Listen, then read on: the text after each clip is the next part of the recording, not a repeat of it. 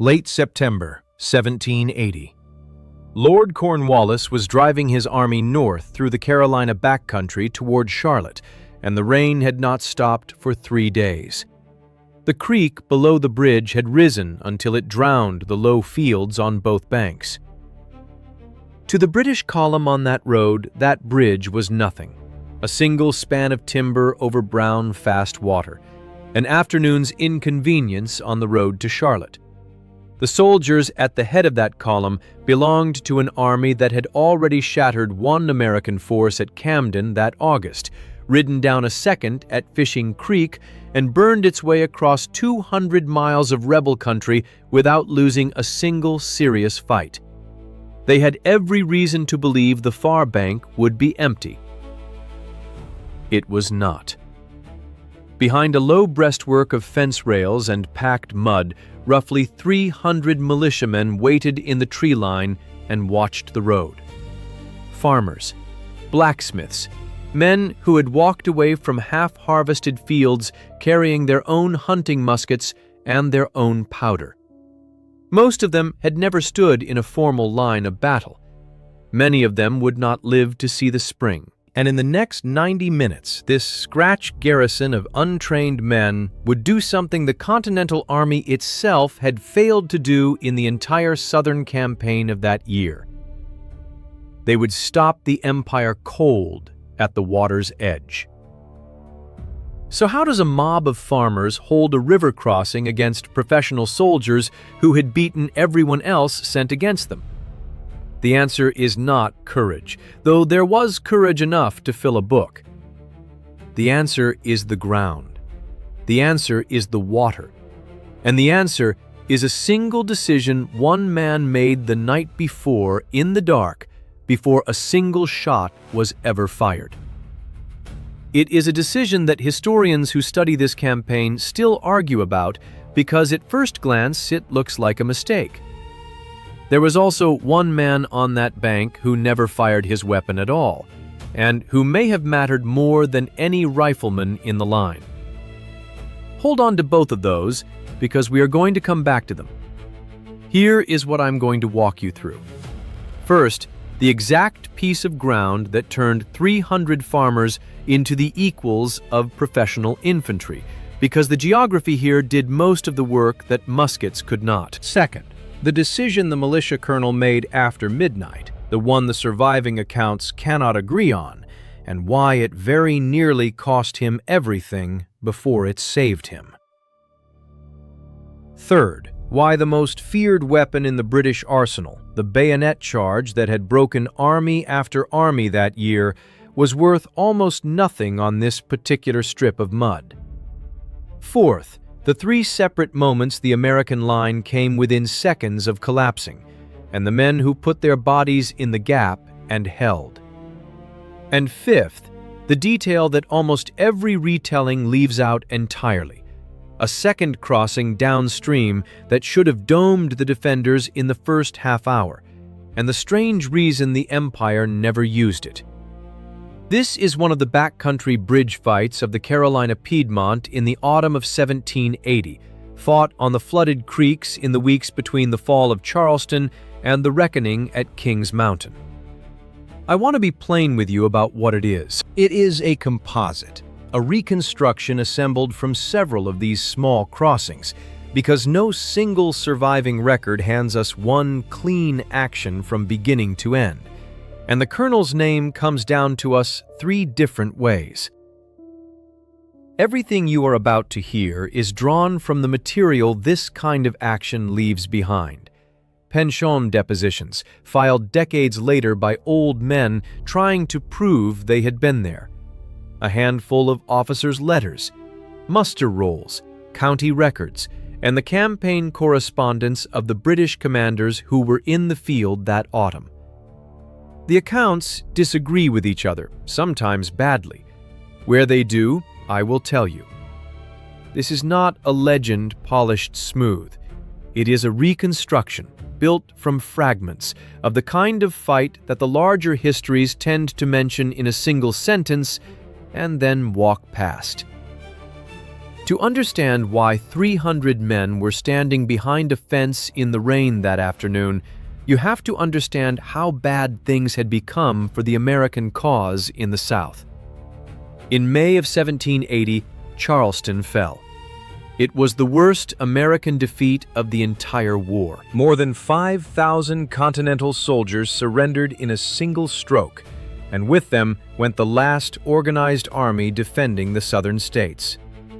The British commander, Lord Cornwallis, was left holding the door open into a country that suddenly had almost no one left to defend it. He moved inland to consolidate his grip, planting garrisons across South Carolina and preparing to push north into North Carolina and beyond.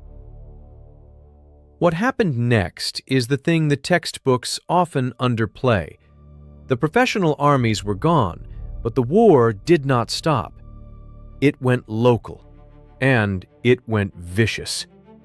In late May, a detachment of British cavalry under a young and aggressive officer caught a retreating Virginia force in a district called the Waxhaws.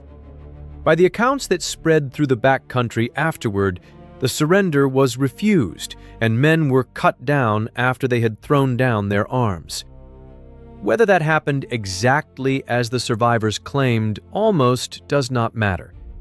What matters is that the story traveled from cabin to cabin faster than any army could march, and it did something Cornwallis never intended. It convinced thousands of men who had wanted nothing to do with the war that the choice had been taken away from them, that there would be no neutrality, no sighting it out.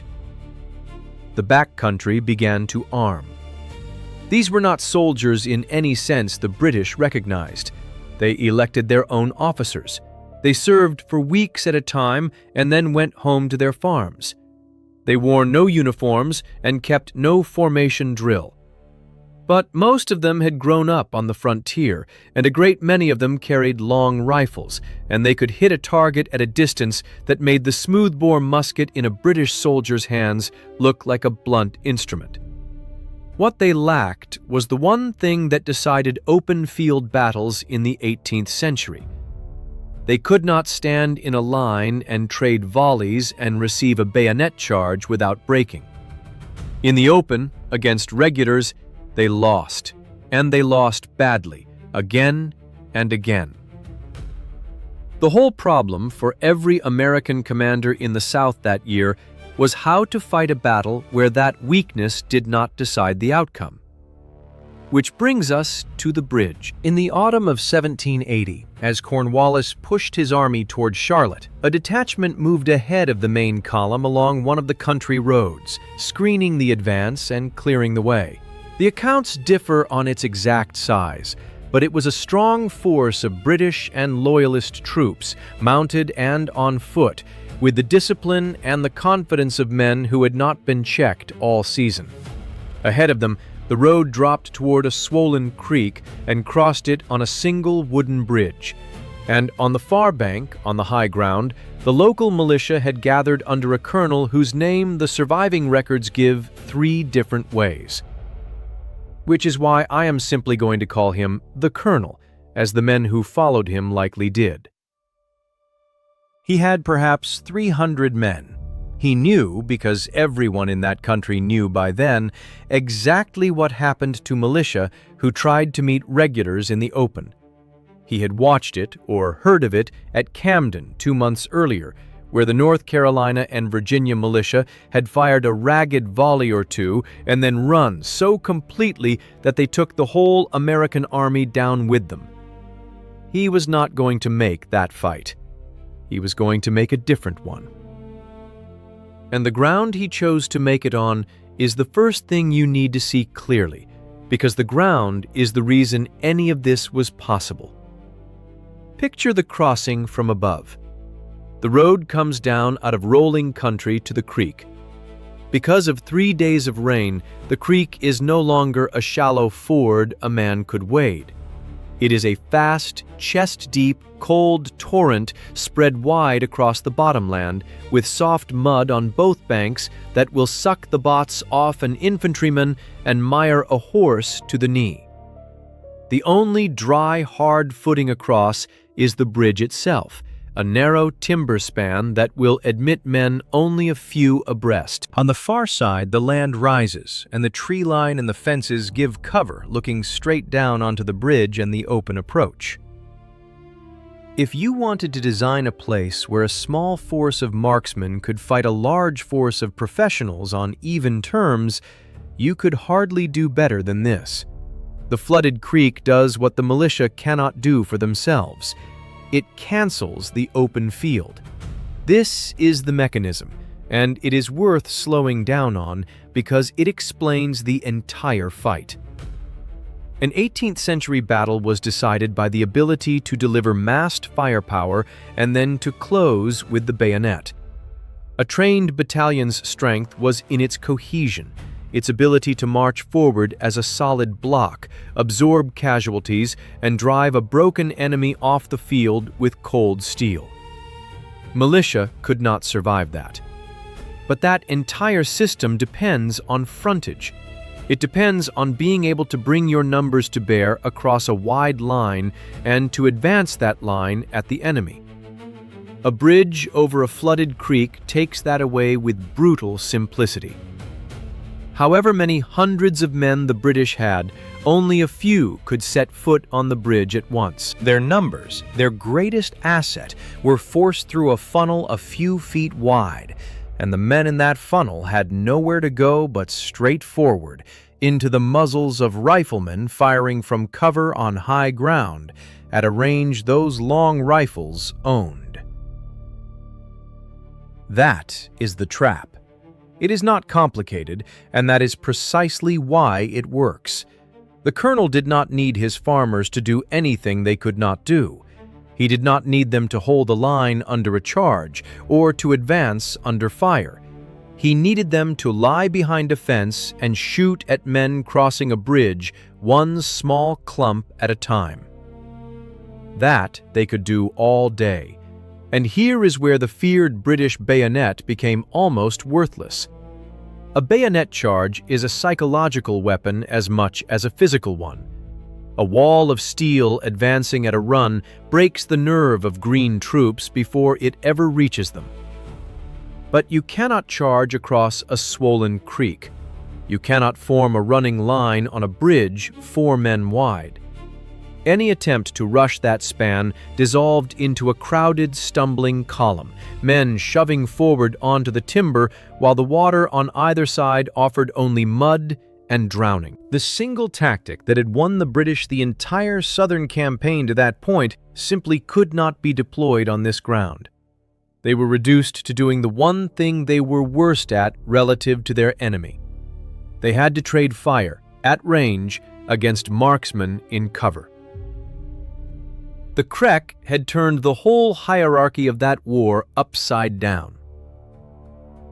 Now, the decision. The one the accounts argue about. On the night before the fight, the obvious move, the textbook move, was to destroy the bridge. Tear up the planking, drop the span into the creek, and the British could not cross at all until they built something or found another way. Several of the officers, by some accounts, urged exactly that. The colonel refused. He left the bridge standing. To a modern eye, that looks like negligence, even stupidity. Why leave the enemy away across the obstacle that is protecting you? Because he understood something about his own men and about the enemy that the textbook did not cover. If he destroyed the bridge, the British would simply stop, wait, and either rebuild it under covering fire or send strong detachments up and down the creek to find another crossing at their leisure, with their whole force intact and their confidence untouched. His militia would not stand for that. Militia melted away. Given a day of waiting, of cold rain and no food, and the growing knowledge that the main British army was somewhere behind that vanguard, his 300 would have begun slipping home in 2s and 3s until he had nothing. He did not have the luxury of a long defense. He needed the British to come at him now, in the way he had chosen, and to bleed for it before his own force evaporated. Leaving the bridge standing was bait. It was an invitation to make exactly the attack he was praying they would make. It was a gamble that the enemy's confidence would be his weapon. Hold that thought, because there was a second half to it, and it involves the man who never fired a shot. But first, the fight itself, and the 3 moments it nearly came apart. The British vanguard reached the creek and did what confident, unbeaten tropps do. They tried to force it on the march. The first attempt to rush the bridge was made by a body of infantry who came down the road at speed, expecting the far bank to give way, as far banks had given way all summer. It did not give way. From behind the fences, the militia opened fire at close range on men packed onto a narrow span with nowhere to spread out. The head of the column went down in a tangle. Men fell into the flooded creek and were carried off. The rest recoiled back to the near bank. This is the first thing every account agrees on. The opening assault was thrown back hard, and the British paid a shocking price. For a few yards of wet timber. Consider one of the men on that fence in that first exchange, remembered in a pension file decades later as a young rifleman who had come in with his father and 2 neighbors from a farm some miles off. By his own telling, given as an old man trying to secure a soldier's pension, he had loaded and fired until his shoulder was bruised black and the barrel of his rifle was too hot to hold. And he described the bridge, in the plain words of a farmer, as being so heaped with the fallen that the men behind could not easily pass. Strip away the exaggeration that old memory adds, and a hard fact remains underneath. On that narrow crossing, the dead and the wounded became an obstacle of their own. One more thing choking the funnel, one more reason the Empire's numbers could not tell. The British did not quit. Professional soldiers rarely do after one repulse, and these had never needed to. They came again. This was the first of the moments the American line nearly broke, and it did not break because of the ground alone. It nearly broke and then held because of the second attempt, which was smarter than the first. The British officer commanding stopped throwing men at the bridge like a battering ram and instead pushed forward troops to lay down a heavy, sustained fire on the tree line, trying to suppress the militia and drive them back off the fences so that a rushing party could get across the span while the far bank kept its head down. For a few minutes, it worked. Fire discipline is exactly the thing militia lack, and under that steady, pounding volley, some of the men on the fence began to shrink back, to stop firing, to look over their shoulders at the road home. If the whole line had done that, the British would have been across in 90 seconds, and the fight would have ended right there in the mud. That was the moment for the officers. By the accounts, the colonel and the men he trusted most moved along the line behind the fences, on foot, in the fire, doing the one job that cannot be delegated. They kept men in place. They shamed the waivers and steadied the frightened, and, above all, they kept enough rifles firing on the bridge that no rushing party could survive the crossing. This is the second near collapse, and it was held not by tactics but by the physical presence of a handful of men who refused to let the line dissolve. Every militia fight in that war turned on this. The ground could create the opportunity. But only leadership in the worst minutes could keep untrained men from throwing that opportunity away.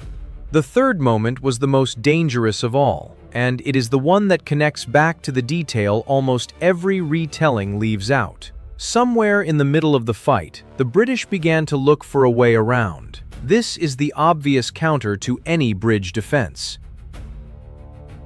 You do not keep feeding men into the killing funnel. You send a detachment to find another crossing, upstream or down, and you flank the defenders out of their position, roll up their line, and take the bridge from behind. Down the creek, by the lay of that country, there was another place a determined force could have gotten men across, wet and cold and disordered, but across. If the British had put a strong party over at that second crossing and driven at the American flank, the 300 behind the fences would have been finished. That is the move that should have won the day for the Empire. It never happened, or it happened too late and too weakly to matter, and the reason is the quiet genius of what the colonel had done. Remember the man who never fired a shot. Before the fight, the colonel had not simply picked his ground and sat behind it. He had sent men out to watch the creek in both directions, to hold the other crossings, and to bring word the instant the British probed for a flank. The single most important figure on that field may not have been a rifleman at all, but a scout or a picket posted downstream whose only job was to see. Because the militia held the low crossings, and because the colonel knew his own terrain the way the British never could, every attempt to slip around the flank ran into resistance or was spotted in time to be met before it could develop. This is the part I said we would come back to, and it is the reason the whole thing worked. The bridge defense was never really about the bridge. The bridge was the anvil. The knowledge of the ground, the pickets on the other crossings, the refusal to be flanked, that was the thing that made the anvil hold. A lesser commander would have massed everyone at the visible fight and lost the battle at the crossing he could not see. The Empire's soldiers were better trained, better armed with steel, better fed, and better led in the conventional sense. But they were strangers in that country, and their enemy was not. On flooded ground, in the rain, that knowledge was worth more than a battalion. By the time the fight ended, the British vanguard had taken losses out of all proportion to the size of the obstacle. The accounts of the numbers vary, as they always do, and I will not give you a false precision the sources cannot support. What is clear is that a confident, unbeaten professional detachment had been stopped at a country creek by farmers, had bled for hours to gain nothing, and had finally drawn back from the crossing. The militia had done the impossible thing. They had won a stand-up fight against regulars, and they had done it without ever once having to do the thing they could not do, which was to fight in the open. Here is the detail that even careful retellings tend to miss, the one I promised you last. In the larger story of this campaign, a bridge fight like this is usually treated as a minor delaying action, a footnote on the road to bigger battles. But look at what it bought, and when it bought it. The autumn of 1780 was the exact hinge of the Southern War. Within days and weeks of these backcountry actions, over on a hill called King's Mountain, a force of frontier militia surrounded and destroyed an entire Loyalist wing of Cornwallis's army, killing its commander and taking more than 700 prisoners. That defeat forced Cornwallis to halt his invasion of North Carolina entirely and fall back, buying the shattered American cause the one thing it needed most, which was time. Every small action that autumn, every bridge held, and every crossing contested was part of the same story. It was the backcountry militia, not the Continental Army, that broke the momentum of the invasion. The great battles that followed were only possible because the Empire's advance had already been bled and slowed and turned. One flooded creek at a time. That is the thing worth sitting with. We tend to imagine wars decided by great commanders and standing armies on famous fields. But the Southern campaign was turned in places most people have never heard of, by men whose names the records cannot even agree on, who fought for a few hours behind a fence and then went home to their farms and were mostly forgotten. The colonel who left the bridge standing on purpose, who read his own men as clearly as he read the ground, who posted a watcher on a downstream crossing that most commanders would never have thought to guard, understood something the professional soldiers marching against him did not. He understood that the empire's strength was also its blindness. Its confidence had beaten every army in the field, and that same confidence sent it charging into a funnel it could not fight its way out of. Its numbers had crushed men at Charleston and Camden, and those same numbers were worth nothing on a bridge 4 men wide. He did not beat the empire by being stronger. He beat it by choosing the one piece of ground where strength did not count, and then by refusing to let his frightened men run before the ground could do its work. 300 farmers, a flooded creek, and a single wooden bridge left standing as a lure. It should not have been enough. Against everything that army had done that year, it should not have been close. And yet, when the rain finally eased and the British drew back from the water, the far bank still belonged to the men who had no right to hold it. If you found this worth your time, the best thing you can do is subscribe and give the video a like so more of these forgotten fights find their way back into the light. I will see you in the next one.